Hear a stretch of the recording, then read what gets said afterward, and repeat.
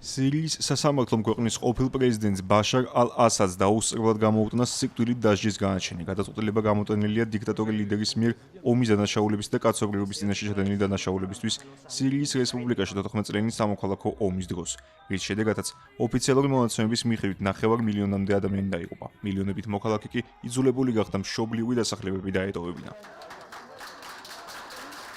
ამავე საქმის განხილვის ფარგლებში სიკვდილით დასჯის განაჩენი გამოუტანის ბაშარ ალ-ასადის უმცროს ძმა მაჰერსა და მის ბიძაშვილს, ატეფ ნაჯიბს, რომელიც საკუთარ პროცესს ესწრებოდა. ატეფ ნაჯიბა ბრალდებულად ცნეს სირიის სამხრეთით მდებარე დარაას პროვინციაში 2011 წელს დაწყებული საპროტესტო აქციების ძალადობრივი ჩახშობის ორგანიზებაში, რამაც აჯანყებების სერია და საბოლოოდ სამოქალაქო ომი გამოიწვია.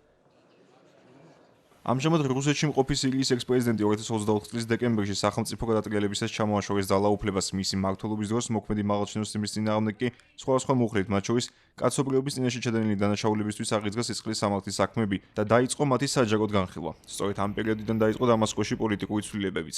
აჰმედ ალ-შარაა, რომელიც ახლა სირიის პრეზიდენტის მოვალეობას ასრულებს, დასავლეთთან ცდილობს მჭიდრო კავშირების აღდგენას და არც მოსკოვთან ამბობს უარს თანამშრომლობაზე. ევროკავშირმა ქვეყანასთან სავაჭრო კავშირების აღდგენას დაიწყო აქტიური მუშაობა, მიმდინარეობს მოლაპარაკებების სანქციების მოხსნაზეც.